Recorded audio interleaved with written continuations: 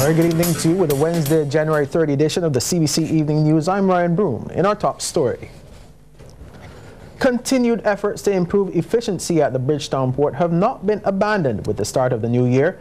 In fact, Chief Executive Officer David Jean-Marie says several multi-million-dollar projects are expected to be rolled out in the coming months if the necessary funding is secured. More in this report now from Sharika Griffith. More than $10 million was spent on improving infrastructure at the Bridgetown port in 2017. This included the construction of a new main gate, renovation of the existing police outpost, and the commissioning of 8 murals which now adorn the doors of Shed 3. With a 13% increase in cruise passenger arrivals for the period 2016 to 2017, Port CEO David Jean-Marie says there's a need for additional berthing space. The area for a 6th berth, which will provide an additional 1,200 meters for vessels, has already been identified, and construction is expected to begin in the next 2 months. When you look at the port over the past 2 or 3 months, you would have seen where we were filled with cruise vessels, even having to utilize the Flora Mill jetty at times. And it would also mean that cargo vessels will remain at anchor and then have to come and work at night. So there's a lot of cost to having this vessel waiting to come into the port, and that cost eventually is transferred to the consumers. Mr. Jean-Marie is also hopeful that work on a new container freight station and passenger reception area, estimated to cost $100 million, will begin in the coming months. He says the current sheds are in the wrong position, as they were built to handle mostly bulk cargo when the island was predominantly exporting sugar. But today, over 90% of trade is done using shipping containers. So we need to be able to use the space where the sheds currently are for the storage of containers, and rather than being maybe some cases kilometer away from where the ship is, which means we have high operating costs of moving the containers, the time and so on. So we want to make the place more efficient. In addition to improving the plant and infrastructure, the port has also been focusing on its human capital. Mr. Jean-Marie says the organization has been offering its employees training on an ongoing basis, which has resulted in fewer accidents and faster operations. Sharika Griffith, CBC News. Thanks, Sharika. And we move from plans for the port in 2018 and increasing cruise visitors to how some of the island's celebrity tourists rang in the new year right here. Now, Barbados is often referred to as a playground for the rich and famous, and with good reason. One of the popular spots all year's night was the Mullins Beach Bar and Grill, where American-British TV personality Callum Best and friends held a New Year's Eve party. It included a fireworks display afterwards. Even though it was his first visit to the island, Callum, son of the late footballer George Best, is smitten. What I initially found the most appealing is the friendly locals. There's good vibes, there's good people, there's beautiful beaches, beautiful scenery. I've been here for a week now and I've had the time of my life. I don't actually want to leave, so you guys might be seeing a lot more of me. Now, the night's performers included Robert Taylor, the official UK #1 tribute to George Michael. He belted some hits from patrons who enjoyed themselves on the dance floor. I've only been here 24 hours. I'm already in love. I want to stay. But all my friends have been here before. My wife's been here, and my best friends have been here. And they said, as soon as you come, you want to stay. In other news, officials at the Barbados Water Authority, or BWA, are implementing a new strategy as they seek to address a South Coast sewage issue. It involves reducing the load on the system, thereby minimizing the impact on affected customers. This follows a meeting of BWA officials led by Chairman Dr. Atlee Brathwaite. More now in this report again from Sharika Griffith. Some businesses directly impacted by overflowing sewage in the south are being temporarily removed from the sewage network. This is the latest development in a saga which has been described as a national crisis. Initially, a bypass was done in the Worthing area, but encountered some challenges, partially caused by foreign objects in the lines. The BWA is, however, stressing that taking some businesses off the system is not a solution. Rather, it is meant to bring some relief to businesses and residents whose plumbing has been impacted by the problems at the plant. Equipment needed to address the block and breaches in the lines has arrived and is in the process of being cleared. The BWA will be issuing a full statement on the action plan that will address the challenges it currently faces in the coming days. Sharika Griffith, CBC News. And of course, for more on this ongoing story, you can also tune into Water Wednesdays just before the end of our newscast. This evening's episode will give members of the public additional information on what exactly the Barbados Water Authority is doing to remedy the situation. Now we take a break here, but coming up, police arrest and charge a young man for the island's most recent murder.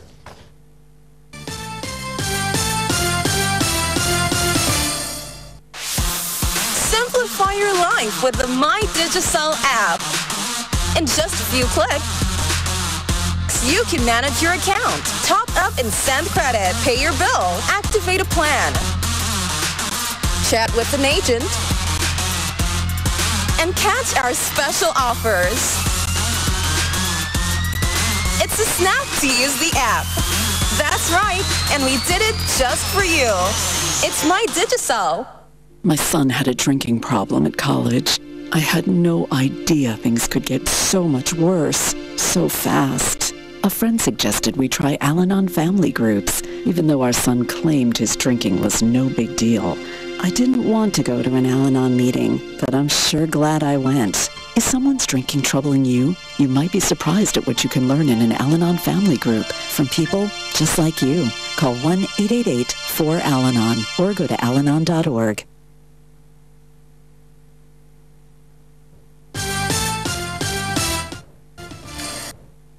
Welcome back. Well, police have made a major breakthrough in the murder of 21-year-old Tavon AlAnon. Kareem Smith was at the District A Magistrates Court and filed this report. 23-year-old Shawayne Williams of number 1 Whitehall St. Michael has been charged with the fatal Boxing Day shooting of 21-year-old Tavon AlAnon. The victim was just a stone's throw away from his Eden Lodge residence when he was attacked in this track. The accused appeared in the District A Magistrates Court charged with murder. Present was Tavon's sister Tanella AlAnon, who was accompanied by her cousin Noella Armstrong. Both were dressed in mourning colors. In court, Williams, represented by Rashida Edwards of Pilgrim and Associates, was not required to plead to the offense. The Boxing Day incident was heavily publicized as reports surfaced that the victim was a close relative of pop star Rihanna. Shortly after, she called for an end to gun violence while expressing sadness about the incident on social media. Shawayne Williams returns to court January 31st to answer charges for 2017's 30th and final murder. Kareem Smith, CBC News. Thanks, Kareem. Well, in other police news, police are on the hunt for 3 armed men who robbed a 63-year-old man of money and jewelry yesterday. They say the 3 attacked Emerson Trotman around 3 a.m. while he was at his Maxwell Christchurch home. Trotman had just returned home when he encountered the men who were armed with guns. They robbed him of the items before fleeing the scene. Police are asking anyone with information to help with the investigation to contact the Oistins Police Station at 418-2612 or 418-2608. Police emergency number 211. Crime Stoppers at 1-800-TIPS, that's 8477, or the nearest police station. And there will be a number of traffic changes in the city tomorrow afternoon. They're being brought about as a result of a full dress rehearsal for the installation of Governor General Designate Justice Sandra Mason from 2 to 7 p.m. in Trafalgar Square at Parliament Buildings. Trafalgar Street, High Street, Wharf Road, and Broad Street from its junction with Prince William Henry Street to its junction with High Street will be closed to all vehicular traffic. Bridge Street, Charles Duncan O'Neill Bridge, and St. Michael Road will be closed to all vehicular traffic except buses of the Transport Board and event vehicles. In addition, no parking will be allowed on St. Michael Road, Bridge Street, River Road, Lower Bay Street, Fairchild Street, Marhill Street, Palmetto Square, Palmetto Street, High Street, Rickett Street, and Roebuck Street. Event vehicles will approach the area by way of St. Michael Road. Well, still to come, a look at some of the stories making headlines across the region. This is a serious problem in Trinidad. What is diabetes? There are 2 forms. Diabetes type 1, when your body stops producing insulin.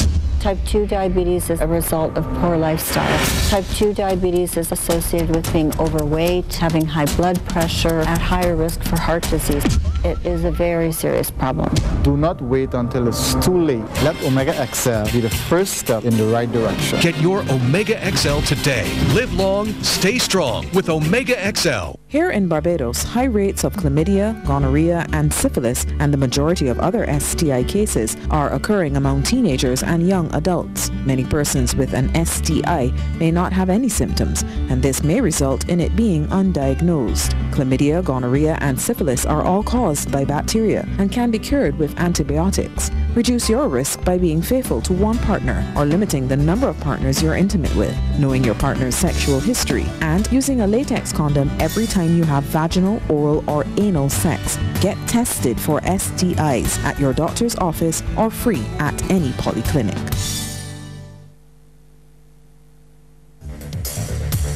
Across the Caribbean, brought to you by CIBC First Caribbean. Welcome back. We're topping regional news tonight. Guyana's President David Granger is calling for a rejection of what he calls poisonous politics. He's also encouraging Guyanese to unite in the interest of the country.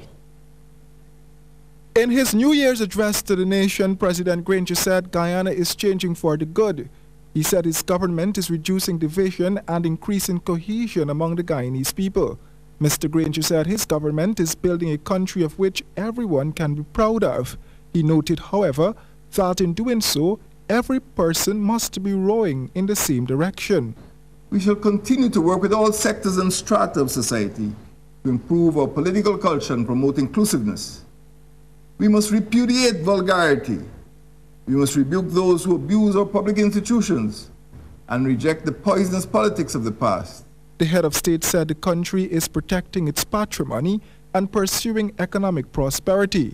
He noted that the coalition is creating a more equal society, one with greater opportunities and a higher quality of life for all.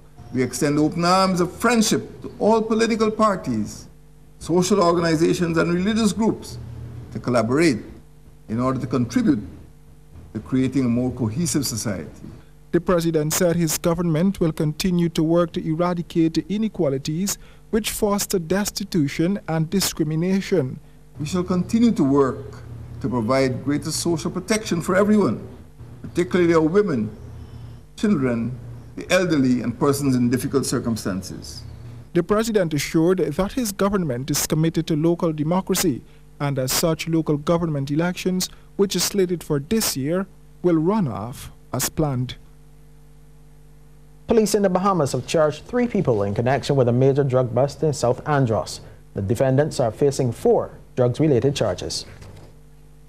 41-year-old Bahamian Valentino Carey, 45-year-old South Andros resident Dwayne Forbes, and 47-year-old Jamaican national Donovan Hart arraigned before Chief Magistrate Joyanne Ferguson Pratt in connection with that $1.6 million drug bust. Drug Enforcement Unit officers acting on a tip discovered the marijuana in 55 crocus sacks on board a go-fast vessel in Mangrove Key, Andros. Defendants Valentino Carey and Dwayne Forbes pleaded not guilty to possession of dangerous drugs with intent to supply, importation of dangerous drugs, conspiracy to possess dangerous drugs with intent to supply, and importation of dangerous drugs. Jamaican national Donovan Hart initially pleaded guilty to the charges, but after police prosecutor Inspector Philip Davis read the charges in court, Hart told the magistrate that he did not know the drugs were on the boat and that he was just trying to catch a ride to Miami. Magistrate Samuel McKinney then entered not guilty pleas on his behalf. Trinidad and Tobago's Prime Minister Dr. Keith Rowley has received a status report from the Petrotrin board detailing the progress made in recent months. The meeting featured discussions on the various options available as work continues towards restructuring the state-owned company. The Prime Minister's office said that throughout 2017, government continued its systematic review of the operations at Petrotrin. In June 2017, Prime Minister Rowley received a comprehensive report from the Petrotrin Review Committee, which he appointed in March 2017. The establishment of the Petrotrin Review Committee followed a cabinet decision that called for an assessment of operations at the energy company in light of falling revenues, allegations of mismanagement, and decreasing oil prices worldwide. Across the Caribbean, brought to you by CIBC First Caribbean. Well, the woeful start to the new year by the West Indies cricket team and the full sports package news package is just ahead, but here's a tip from Cooperators General Insurance. This tip of the day is brought to you by Cooperators General Insurance Company Limited. Insurance the way you want it to be. Do not leave money in your cash register after closing. Leave it open so that everyone can see from outside that it is empty. This crime prevention tip is brought to you in association with the Royal Barbados Police Force.